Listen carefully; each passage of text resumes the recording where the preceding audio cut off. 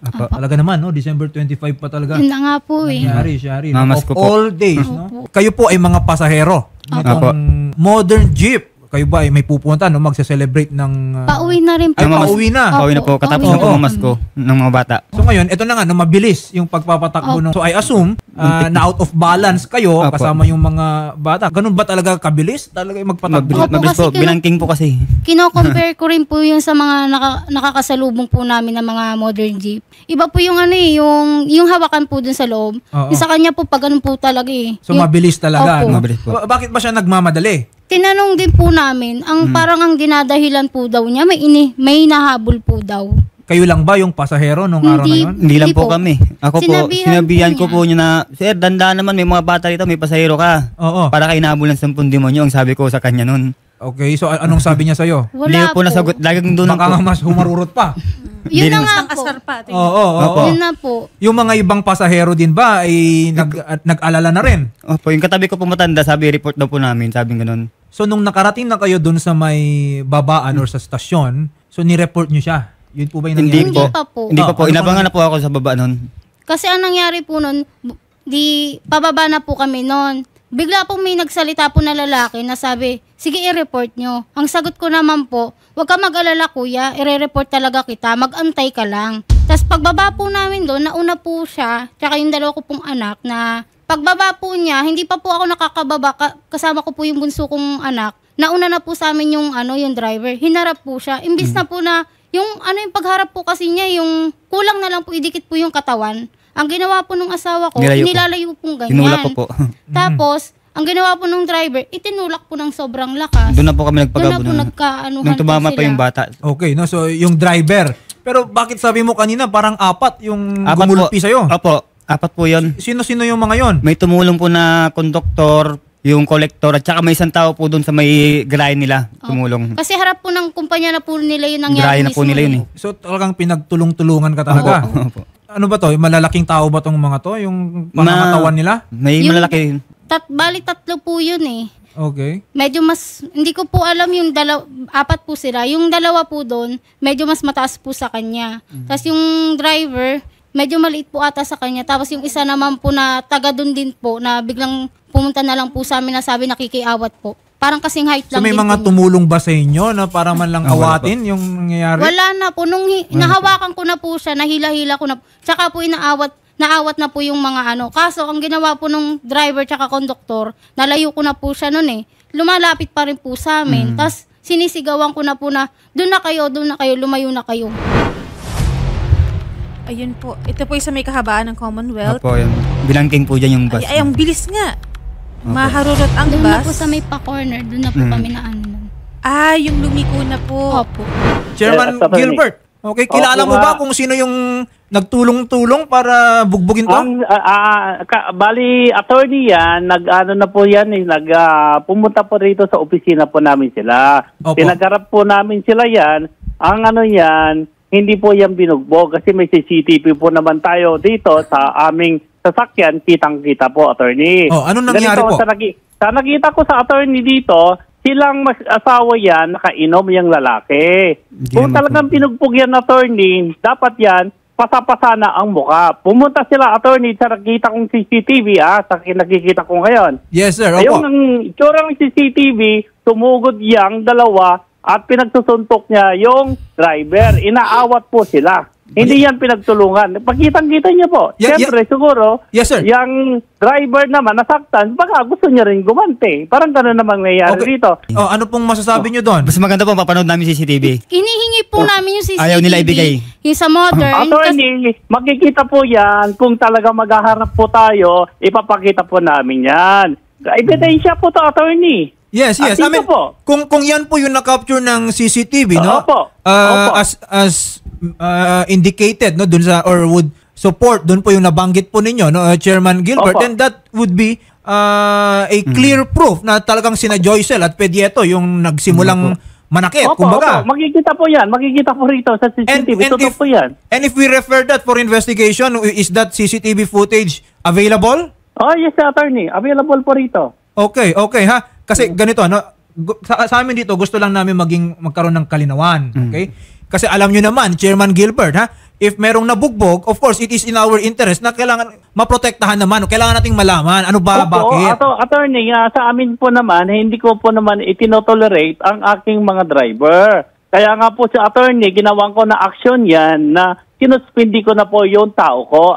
Alam naman nila po yan, attorney, na hindi ko tinotolerate sila. Sinuspindi ko at pinag-fine ko pa ng 1,000. Pero ang hinihiling ko naman, attorney, ang gusto niya mangyari yan, kasi nakikiusap din yung driver na nagmamakawa sa kanila na wag naman na ipatanggal ang kanyang lisensya. Kasi kapag pinatanggal mo na, attorney, ang lisensya ng tao, para rin mo pinatay ang hanap buhay niya. Kasi malilid dyan ang kanyang anak. Diba? Okay.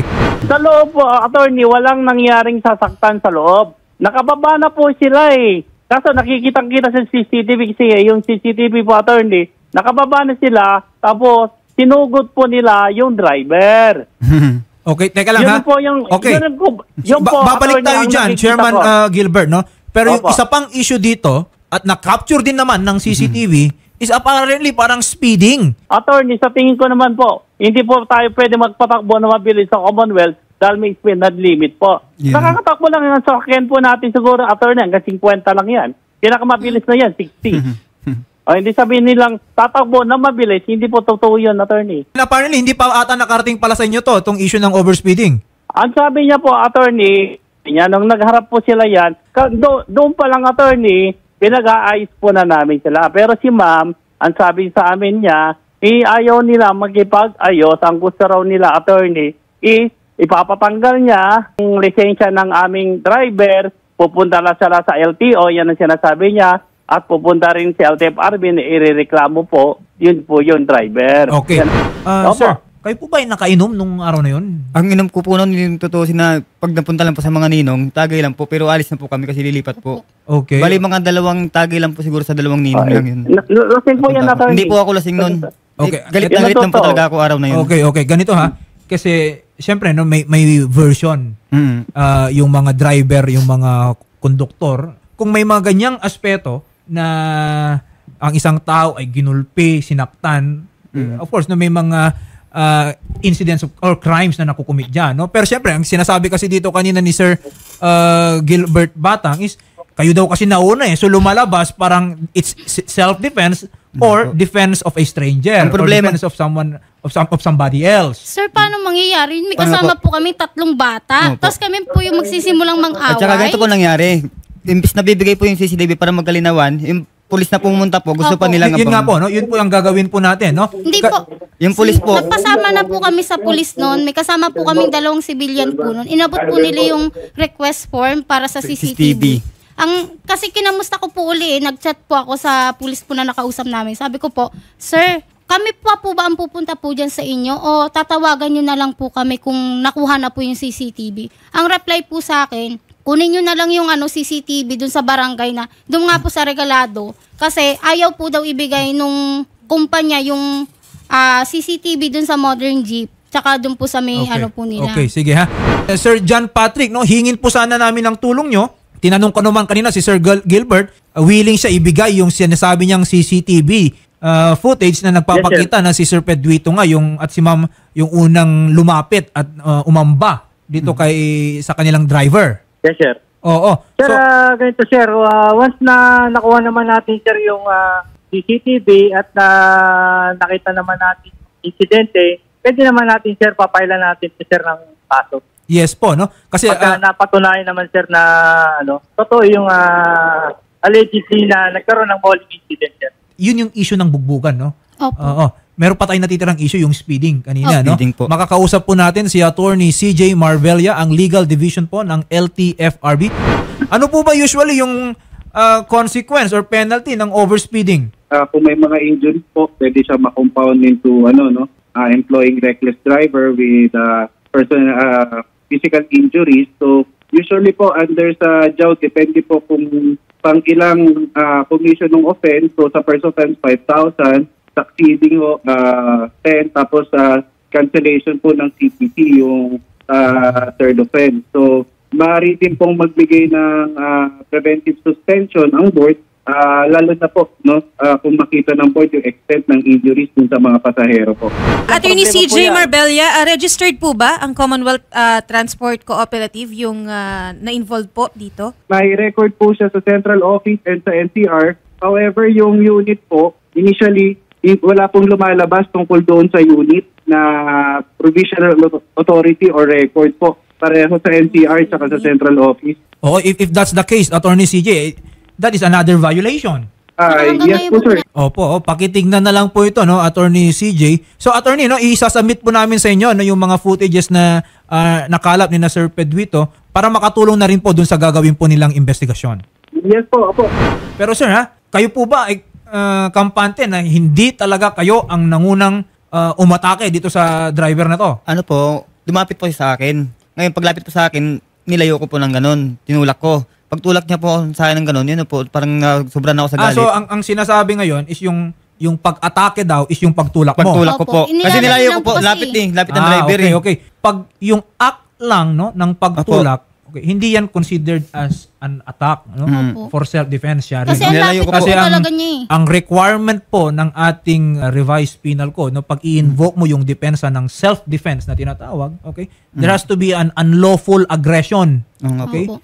Ano yung unlawful aggression na yan? Yan yung pag-atake na makikita mo na meron talagang intensyon na ikaw ay saktan. Oo nga po. Pero kung Ganun. tinutulak mo lang para Lumayo po. ay, that is not an act of sir- aggression. At isa pa, no? Hindi lang naman unlawful aggression ang nire-require ng ating batas, no? Isa din sa nire-require for a valid invocation of self-defense is yung ginawa mong pagdepensa ay reasonable. Okay? Opo. Pangit naman siya rin, no? Kung tinulak ka lang tapos binaril mo. hindi tawag na self-defense 'yon. Dapat reasonable rin yung ginawa mong pagdepensa doon sa aggression na ginawa sa'yo. So kung itinulak ka lang sa mas maliit na tao, okay, tapos ang ginawa mong self-defense is pinagbubugbog ng 4 na tao, eh baka hindi naman reasonable 'yon. Opo. Okay? Sige po mga ma'am and sir, kakausapin po namin kayo sa kabilang studio and aasistihan po namin kayo kung ano man din po. Kung may kailangan din po yung mga bata sa medical, sabihan nyo din po kami. Okay? Sige po, salamat po.